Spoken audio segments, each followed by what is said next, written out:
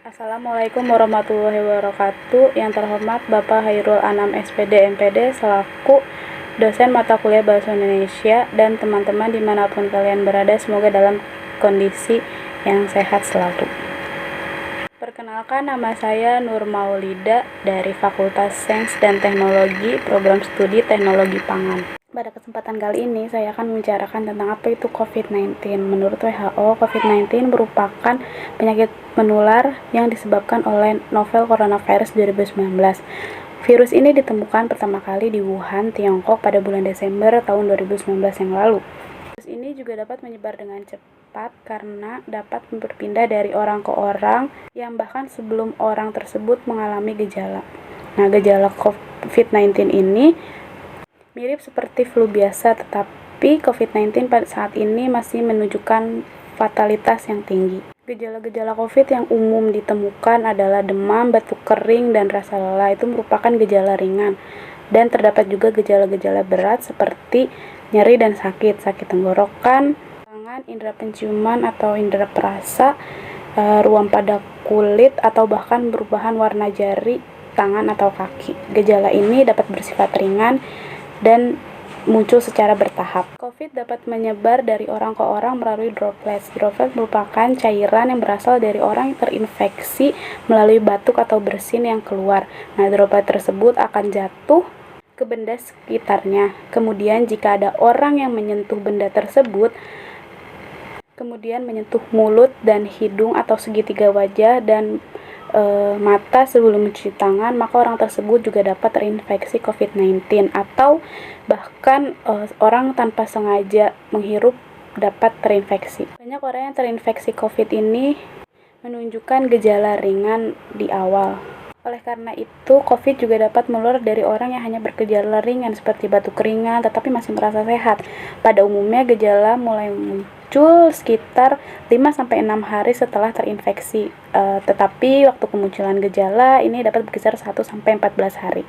COVID yang menyebabkan gejala ringan sekitar 80% dari kasus dapat pulih tanpa perlu perawatan khusus.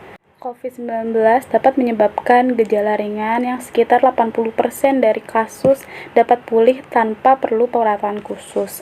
Hanya sekitar 1 dari 5 orang yang terinfeksi COVID-19 menderita sakit parah dan kesulitan bernapas. Orang lanjut usia dan orang-orang yang memiliki penyakit penyerta seperti tekanan darah tinggi, gangguan jantung, paru-paru, diabetes, atau kanker memiliki kemungkinan lebih besar mengalami sakit yang lebih serius. Namun tidak bisa dipungkiri siapapun dari segala usia, mau yang mengalami penyakit penyerta atau tidak, dapat terinfeksi COVID dan mengalami sakit yang serius. Kemudian bagaimana cara kita untuk menghindari atau mengurangi resiko terinfeksi COVID-19? Itu dapat dilakukan dengan beberapa cara, yaitu ada beberapa cara yang dapat kita hindari untuk mengurangi resiko tertular dan mencegah dari virus COVID-19.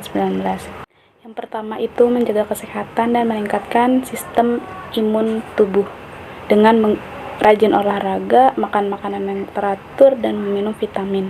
Yang kedua adalah memakai masker ketika hendak meninggalkan rumah, karena menggunakan masker ini dapat mencegah penularan virus. Yang ketiga, dengan mencuci tangan dengan sabun secara teratur.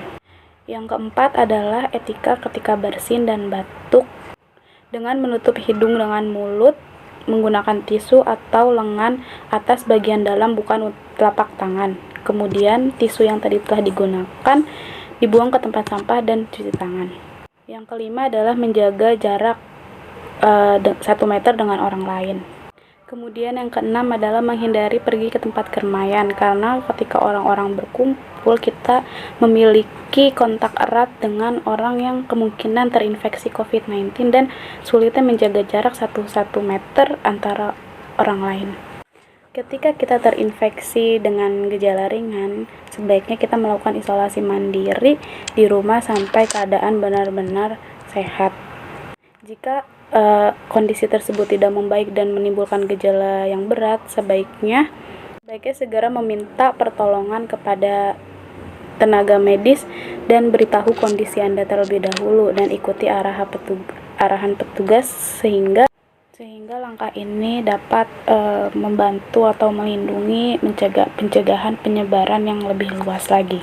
Selain pencegahan tersebut, saat ini terdapat jutaan orang di seluruh dunia yang sudah melaksanakan vaksinasi COVID-19 dengan aman. Di Indonesia sendiri, menurut data dari covid.go.id, 83,33 juta dari total target 208,26 juta warga Indonesia telah melaksanakan COVID-19. Vaksinasi yang diberikan di Indonesia ini terdapat beberapa jenis, ada seperti Sinovac, vaksin AstraZeneca, vaksin Moderna, vaksin Pfizer, vaksin Bio Farma, dan vaksin Sinopharm. Melalui kegiatan program vaksinasi COVID-19 ini diharapkan dapat mencegah persebaran virus yang lebih meluas sehingga membawa kita semua satu langkah lebih dekat untuk kembali berkegiatan seperti biasa, bertemu dan berkomunikasi dengan keluarga serta kerabat tercinta. Demikian yang bisa saya sampaikan, semoga ada manfaatnya. Semoga apa yang saya sampaikan ada manfaatnya. Tentu belum ada kesempurnaan, sehingga saya ingin meminta maaf apabila ada tutur kata yang belum sesuai. Sekian dari saya. Wassalamualaikum warahmatullahi wabarakatuh.